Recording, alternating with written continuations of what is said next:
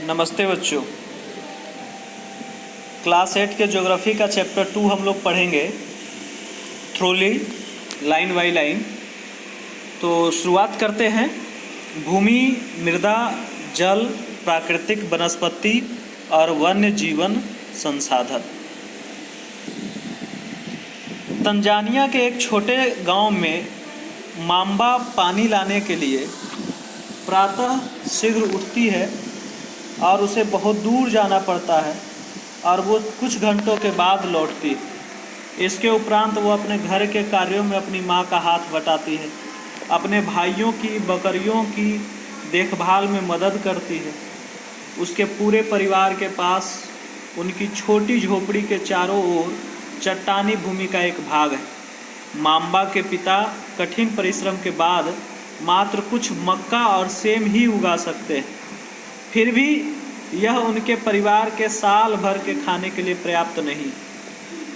Peter New Zealand के एक भेड़ पालन प्रदेश के मध्यवर्ती भाग में रहता है, जहां उसका परिवार ऊन प्रक्रमण करने का कारखाना चलाता है। प्रतिदिन वह स्कूल से लौटता है। पीटर अपने चाचा को अपनी भेड़ों की देखभाल करते हुए देखता है। उनका पेड़ों का बाड़ा कुछ दूरी पर पहाड़ियों से लगे हुए एक विस्तृत घास के मैदान पर स्थित है। यहाँ नवीनतम प्रौद्योगिकी का उपयोग करते हुए एक वैज्ञानिक विधि से इसका प्रबंधन किया जाता है। पीटर का परिवार जैविक कृषि द्वारा सब्जियां भी उगाता है। मांबा और पीटर विश्व के दो विभिन्न स्थान में रहते हैं। उनके जीवन व्यतीत करने में बहुत अंतर है और यह विभिन्नता भूमि की गुणवत्ता, मृदा, जल, प्राकृतिक वनस्पति, प्राणियों और प्रौद्योगिकी के उपयोग की भिन्नता के कारण। इन स्थानों का एक दूसरे से भिन्न होने का मुख्य कारण इस प्रकार के संसाधनों की उपलब्धता है। तो क्या आप जानते हैं, विश्व की 90% जनसंख्या भूमि क्षेत्र के 30% भाग पर ही रहती है। शेष 70% भूमि पर या तो विरल जनसंख्या है या वह निर्जन है। मतलब विरल जनसंख्या मतलब जनसंख्या काफ़ी कम है, और या फिर वो निर्जन है, वहाँ लोग रहते ही नहीं। तो पहले ही हमारे पास ज़मीन जो है 1/3 भाग में है। पूरे पृथ्वी का 1/3 भाग ज़मीन है, और उसमें से 90% जनसंख्या जो मात्र 30% भाग पे ही रहती है। 70% भूमि जो है वो अनयूज्ड है, एक तरीके से देखा जाए तो अब हम लोग देखते हैं कि भूमि का क्या उपयोग है, कैसे हम लोग इसका उपयोग करते हैं। सभी महत्वपूर्ण प्राकृतिक संसाधनों में भूमि भी शामिल है। भूपृष्ठ के कुल क्षेत्रफल का लगभग 30% भाग भूमि है। यही नहीं, इस थोड़े से प्रतिशत के भी सभी भाग आवास योग्य नहीं हैं। मुख्यतः भूमि और जलवायु के भिन्न भिन्न लक्षणों के कारण विश्व के विभिन्न भागों में जनसंख्या का वितरण असमान पाया जाता है। ऊबड़ खाबड़ स्थलाकृति, पर्वतों के तीव्र ढाल, जलाक्रांत संभावित निम्न क्षेत्र, मरुस्थल क्षेत्र एवं सघन वन क्षेत्र सामान्यतः विरल अथवा निर्जन हैं। उर्वर मैदानों और नदी घाटियों में कृषि के लिए उपयुक्त भूमि उपलब्ध है, इसलिए ये स्थान विश्व के सघन बसे क्षेत्र हैं।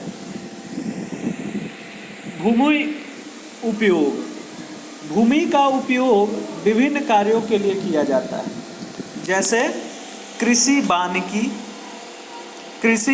वानिकी, खनन, सड़कों और उद्योगों की स्थापना। साधारणतः इसे भूमि उपयोग कहते हैं। ऑस्ट्रेलिया में साल्ज़बर्ग का ये चित्र दिया हुआ है, जिसमें आप देख सकते हैं, और भूमि के कितना उपयोग हुआ है इसको आप पहचान सकते हैं। ये कुछ चयनित देश हैं जिसमें भूमि का उपयोग का प्रतिशत दिया हुआ है। ऑस्ट्रेलिया, ब्राज़ील, कनाडा, चीन, फ्रांस, भारत, तो ये प्रतिशत दिया हुआ है। और ये जितने भी सारणी उनमें उस देश का नाम है जो कृषि पे ज़्यादातर डिपेंडेंट है। तो इसमें आपको क्या करना है कि वैसे देश का नाम चूज़ करना है जो अब फसल भूमि, चारागाह, वन और अन्य उपयोग में पहले नंबर पे है। कौन कौन पहले नंबर पे? फसल भूमि में कौन पहले नंबर पे है? तो फसल भूमि में पहले नंबर पे भारत है। उसी तरीके से चारागाह में कौन पहले नंबर पे है? तो वो ऑस्ट्रेलिया है। तो ऐसे ही सब में सबसे ज़्यादा और सबसे कम आपको चूज़ करना है, और इससे आप समझ पाएंगे कि कौन कितना ज़्यादा किस लिए कौन सा देश यूज कर रहा है। आप माम्बा और पीटर के परिवारों के भूमि उपयोग के विभिन्न तरीकों की सूची बना सकते हैं। भूमि का उपयोग भौतिक कारकों द्वारा निर्धारित किया जाता है, जैसे स्थलाकृति, मृदा, जलवायु, खनिज और जल की उपलब्धता। मानवीय कारक जैसे जनसंख्या और प्रौद्योगिकी की भूमि उपयोग प्रतिरूप के महत्वपूर्ण निर्धारक है।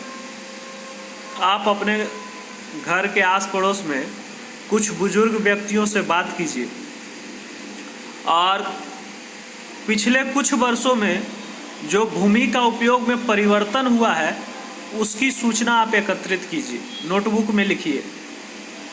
और इसके बाद इसको आप जब चैप्टर ख़त्म होगा तो चैप्टर ख़त्म होने के बाद उस जानकारी को आप अपने कॉपी में उसको चिपका लीजिए। HW कॉपी जब आप बनाएंगे तो उस HW कॉपी में लास्ट में उसको चिपका लेंगे। और जब कभी आप स्कूल आएंगे तो इस तरीके का चीज़ आप सूचना पट पर प्रदर्शित कर सकते हैं। आगे देखते हैं हम लोग कि निजी भूमि और सामुदायिक भूमि के आधार पर भूमि को बांटा जा सकता है। निजी भूमि मतलब व्यक्तियों के स्वामित्व में रहने वाली भूमि, जबकि सामुदायिक भूमि मतलब समुदाय के स्वामित्व में रहने वाली भूमि जिस पे सबका हक। सामान्य रूप से इसका उपयोग समुदाय से संबंधित व्यक्तियों के लिए किया जाता है, जैसे चारा, फलों, नट या औषधीय बूटियों को एकत्रित करना। इन सामुदायिक भूमि को साझा संपत्ति संसाधन भी कहते हैं। कम्युनिटी प्रॉपर्टी रिसोर्सेस भी इसको कहा जाता है। जनसंख्या और उसकी मांग सदैव बढ़ती रहती है, लेकिन भूमि की उपलब्धता सीमित है। जनसंख्या के अनुसार भूमि की गुणवत्ता में अंतर होता है। लोगों ने सामुदायिक भूमि पर व्यापारिक क्षेत्र बनाने, नगरीय क्षेत्रों में घर बनाने और ग्रामीण क्षेत्रों में कृषि योग्य भूमि का विस्तार करने के लिए अनाधिकृत हस्तक्षेप करना शुरू कर दिया। आज भूमि उपयोग प्रतिरूप में व्यापक परिवर्तन हमारे समाज में सांस्कृतिक परिवर्तनों को दर्शाते हैं। यहाँ आप देखिए 1, 2, 3, 4 कैसे चेंजेज आए हैं। 1 से 2 में, 2 से 3 में और 3 से 4 में, और इसमें चेंजेज आया है। इसके आधार पे आप क्या कर सकते हैं कि एक छोटा सा केस स्टडी लिख सकते हैं और उस केस स्टडी में दिखा सकते हैं कि क्या क्या परिवर्तन आए हैं भूमि के उपयोग में, यानी भूमि उपयोग में समय के अनुसार क्या परिवर्तन हुए हैं, इसके बारे में आप लिख सकते हैं। तो वर्तमान में कृषि और निर्माण संबंधी गतिविधियों के प्रसार के कारण निम्नीकरण, भूस्खलन, मृदा अपरदन, मरुस्थलीकरण पर्यावरण के लिए प्रमुख खतरा है। भूमि का संरक्षण, भूमि संसाधन का संरक्षण यानी बचाव कैसे किया जा सकता है? तो बढ़ती जनसंख्या और इसकी बढ़ती मांगों के कारण वन भूमि और कृषि योग्य भूमि का बड़े पैमाने पर विनाश हुआ है। जैसे देखिए भूस्खलन, आप पढ़िए इसको। भूस्खलन को सामान्य रूप से सैल, मलबा या ढाल से गिरने वाली मिट्टी के बहुत संचलन के रूप में परिभाषित किया जा सकता है। ये प्रायः भूकंप, बाढ़ और ज्वालामुखी के साथ घटित होती है। लंबे समय तक भारी वर्षा होने से भी भूस्खलन होता है, जो प्रायः हम बरसात के समय में देखने को मिलता है। वह नदी के प्रवाह को कुछ समय के लिए अवरुद्ध कर देता है नदी अवरुद्धता के अचानक फूट पड़ने से निचली घाटियों के आवासों में विध्वंस आ सकता है। पहाड़ी भूभाग में भूस्खलन एक मुख्य विस्तृत रूप से फैली प्राकृतिक आपदा है और ये प्रायः जीवन और संपत्ति को आघात पहुंचाती है और चिंता का एक मुख्य विषय है। तो ये प्राकृतिक आपदा के रूप में, नेचुरल डिजास्टर के रूप में भूस्खलन को आप देख सकते हैं। एक वास्तु स्थिति अध्ययन कीजिए। हिमाचल प्रदेश के किन्नौर जिले में रेकांग पीओ के निकट पंजी गांव में बड़े भूस्खलन के कारण राष्ट्रीय राजमार्ग 22 की पुरानी हिंदुस्तान तिब्बत सड़क का 200 मीटर भाग नष्ट हो गया। यह भूस्खलन पंजी गांव में तीव्र विस्फोटन के द्वारा हुआ था। विस्फोटन के कारण ढाल का यह कमजोर क्षेत्र नीचे गिर गया, जिसके कारण सड़क और गांव के आसपास के क्षेत्र को क्षति पहुंची। पंजी गांव को किसी संभावित मानव विनाश से बचाने के लिए पूर्ण रूप से खाली करा दिया गया था। न्यूनीकरण क्रियाविधि। न्यूनीकरण क्रियाविधि क्या है? तो वैज्ञानिक प्रविधियों के विकास से हमें समझने की शक्ति मिली है कि भूस्खलन उत्पन्न होने के कौन कौन से कारक हैं और उसका प्रबंधन कैसे किया जा सकता है। तो भूस्खलन कैसे रोकना है, उसके लिए कुछ विधियां यहाँ दी गई है। भूस्खलन प्रभावित क्षेत्रों का मानचित्र बनाकर इसमें प्रभावित होने वाले स्थानों को इंगित कीजिए और इसके बाद इस प्रकार इन क्षेत्रों को आवास बनाने के लिए छोड़ा जा सकता है। भूमि को खिसकने से बचाने के लिए प्रतिधारी दीवार, गाइड वॉल जिसको कहते हैं, का निर्माण किया जा सकता है। भूस्खलन को रोकने का सबसे प्रभावी तरीका वनस्पति आवरण में वृद्धि है। सतही अपवाह तथा झरना प्रवाहों के साथ साथ भूस्खलन की गतिशीलता को नियंत्रित करने के लिए पृष्ठीय अपवाह नियंत्रण उपाय कार्यान्वित किए गए हैं। तो अब यहाँ पे बात आती है कि इससे जो जनसंख्या बढ़ रही है उससे भूमि के संसाधन का ज़्यादा उपयोग हो रहा है। प्राकृतिक वन भूमि और कृषि योग्य भूमि का विनाश हो रहा है। इससे प्राकृतिक संसाधन के समाप्त होने का डर पैदा हो गया। इसलिए विनाश की वर्तमान दर को अवश्य ही रोकना चाहिए। वन रोपण, भूमि उद्धार, रासायनिक कीटनाशकों और उर्वरकों के विनियमित उपयोग तथा अतिचारण पर रोक आदि भूमि के संरक्षण के प्रयुक्त कुछ सामान्य तरीके हैं। अब यहाँ देखिए एक वर्ड आया है अतिचारण, मतलब जहाँ पे ज़्यादा से ज़्यादा कैटल्स को, जानवरों को घास चरने के लिए छोड़ दिया जाता है। तो अतिचारण भी एक कह सकते हैं कि अपक्षय का कारण है, निम्नीकरण का कारण है और इसको हमें रोकना चाहिए, इस पे लगाम लगाना चाहिए। अपक्षय क्या है? तो तापमान परिवर्तन, तुषार क्रिया, पौधों, प्राणियों और मनुष्यों द्वारा अनावरित शैलों का टूटना और क्षय होना अपक्षय कहलाता है। अब आगे हम लोग चलते हैं मिट्टी पे। मिट्टी के पृष्ठ पर दानेदार कणों के आवरण की पतली सतह मृदा कहलाती है। पृथ्वी के ऊपर का जो पृष्ठ है, दानेदार कण का जो आवरण है, वही मृदा कहलाता है, मिट्टी कहलाता है। यह भूमि से निकटता से जुड़ी हुई है। स्थल रूप मृदा के प्रकार को निर्धारित करते हैं और मृदा का निर्माण चट्टानों से प्राप्त खनिजों और जैव पदार्थों तथा भूमि पर पाए जाने वाले खनिजों से होता है। यह अपक्षय की प्रक्रिया के माध्यम से बनती है और खनिजों और जैव पदार्थों का सही मिश्रण मृदा को उपजाऊ बनाता है। यहाँ देखिए मिट्टी का एक लेयर दिया हुआ है। सबसे ऊपर जो है, जो जिस पे आप खेती करते हैं, जहाँ पे ह्यूमस और वनस्पति के साथ सबसे ऊपरी मृदा है, टॉप सॉइल। उसके बाद उससे नीचे आ जाए तो यहाँ पे बालू है, गाद है, क्ले के साथ उप मृदा है। उससे नीचे आ जाए तो अपक्षयित चट्टानी पदार्थ है यहाँ पे, और उससे भी नीचे आ जाए तो यहाँ पे जनक चट्टाने हैं, यानी कि पेरेंट रॉक। तो क्या आप जानते हैं कि ऊपर का केवल 1 सेंटीमीटर मिट्टी ही हमारे लिए उपजाऊ मिट्टी है और इसे बनने में सैकड़ों वर्ष लग जाता है। तो यदि आप मिट्टी को बर्बाद करते हैं, आप उसका सदुपयोग नहीं करते हैं, तो इसका मतलब है कि सैकड़ों वर्ष तक फिर आपको उस मिट्टी का इंतज़ार करना पड़ेगा बनने में। अब मिट्टी को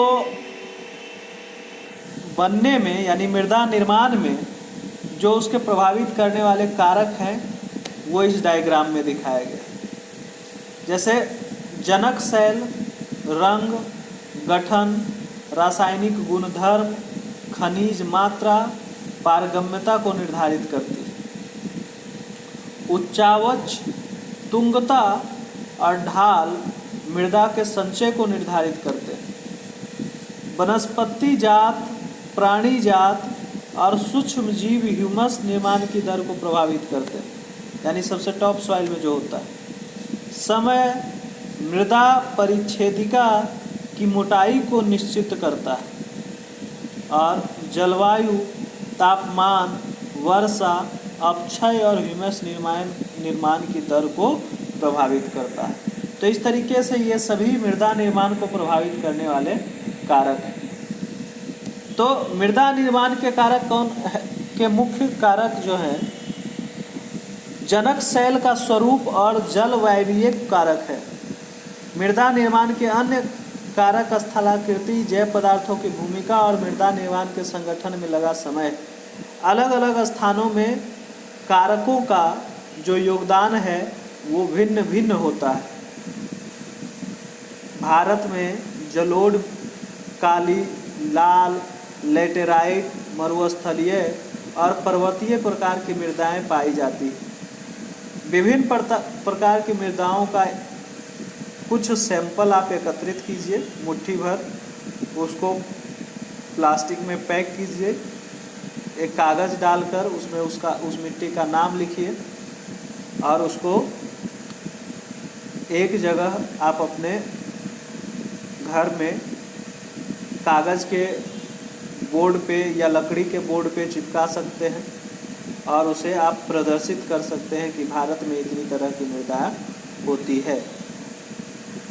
आप निरीक्षण कर सकते हैं कि कैसे वो एक दूसरे से भिन्न है। अब मृदा के निम्नीकरण और संरक्षण के उपाय की हम लोग बात करते हैं। मृदा अपरदन और क्षीणता मृदा संसाधन के दो मुख्य खतरे हैं। मानवीय और प्राकृतिक दोनों ही कारकों से मृदाओं का निम्नीकरण हो सकता है। मृदा के निम्नीकरण में सहायक कारक वनोन्मूलन, अतिचारण, रासायनिक उर्वरकों और कीटनाशकों का अत्यधिक उपयोग, वर्षा दोहन, भूस्खलन और बाढ़ है। मृदा संरक्षण की कुछ गतिविधियां निम्न प्रकार हैं। जैसे मल्च बनाना। मल्च क्या होता है? तो पौधों के बीच अनावरित भूमि जैव पदार्थ जैसे प्रवाल से ढक दी जाती है। इससे मृदा की आर्द्रता रुक जाती है। मतलब जो ऊपर से कुछ नहीं, जिस पे ढका हुआ जो क्षेत्र नहीं होता उसको हम लोग कवर कर देते हैं ऑर्गेनिक मटेरियल से, यानी कि कुछ ऐसे चीज़ों से जो उसको वाष्पीकरण को रोक दे, तो या फिर उसको वहाँ से उड़ने से रोक दे, तो इससे मृदा की आर्द्रता रुक जाती है और वो सूखता नहीं, जिसको हम लोग मल्चिंग कहते हैं, मल्च बनाना।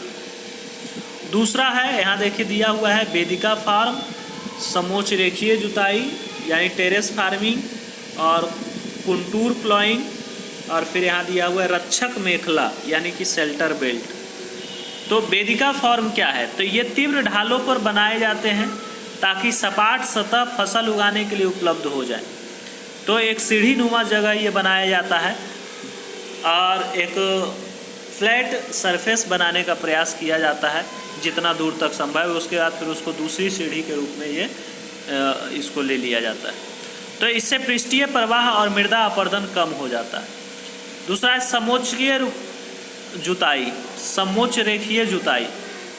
मतलब कहता है एक पहाड़ी ढाल पर समोच्च रेखाओं के समानांतर जुताई ढाल से नीचे बहते जल के लिए एक प्राकृतिक अवरोध का निर्माण करती है। यानी एक समानांतर रेखा में ही जुताई की जाती है जिससे कि पानी जब भी पड़े, पानी के बरसात का जो पानी हो उससे मिट्टी उसके सहारे बहते हुए नीचे तक ना जाए और कुछ मात्रा में पानी भी हर एक लेवल पे वो रुकते चला जाए। तीसरा है रक्षक मेखलाएँ, यानी कि तटीय प्रदेशों और शुष्क प्रदेशों में पवन गति रोकने के लिए वृक्ष कतारों में लगाए जाते हैं ताकि मृदा आवरण को बचाया जा सके।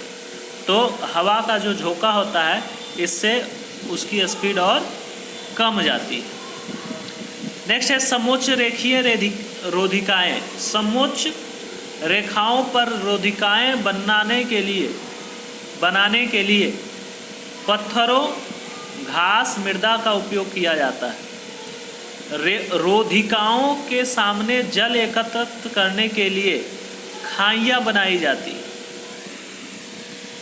यहाँ पे देखिए एक क्रियाकलाप दिया हुआ है कि जब मिट्टी के ऊपर कोई भी फसल ना हो तो जब हम उसमें पानी डालते हैं तो ज़्यादा मात्रा में जो है मिट्टी का अपरदन होता है। वहीं दूसरी तरफ जब कोई पेड़ पौधा लगा हुआ हो और तब हम पानी जब उस पर डालते हैं तो जल से उसका अपरदन कम होता है। फिर है चट्टान बांध। चट्टान बांध क्या है? तो यह जल के प्रवाह को कम करने के लिए बनाए जाते हैं। यह नालियों की रक्षा करते हैं और मृदा क्षति को रोकते हैं। अगला है बीज की फसल उगाना, यानी कि वर्षा दोहन से मृदा को सुरक्षित रखने के लिए अलग अलग समय पर भिन्न भिन्न फसलें एकांतर कतारों में उगाई जाती है। क्या आप जानते हैं कि वर्ष 1975 में मानव उपयोग के लिए जल की खपत 3850 घन किलोमीटर प्रति वर्ष थी, जो वर्ष 2000 में बस बढ़कर 6000 घन किलोमीटर प्रति वर्ष से भी अधिक हो गई। तो डे बाई डे हम लोगों का जो जल के उपयोग करने का मात्रा है वो बढ़ते जा रहा है और हम लोग देखेंगे आगे कि जल क्या है, जल को कैसे संरक्षित किया जाता है और कैसे इसे संरक्षित किया जा सकता है। जल एक महत्वपूर्ण नवीकरणीय प्राकृतिक संसाधन है। भूपृष्ठ का 3/4 भाग जल से ढका है, इसलिए इसे जल ग्रह कहना उपयुक्त है। लगभग 3.5 अरब वर्ष पहले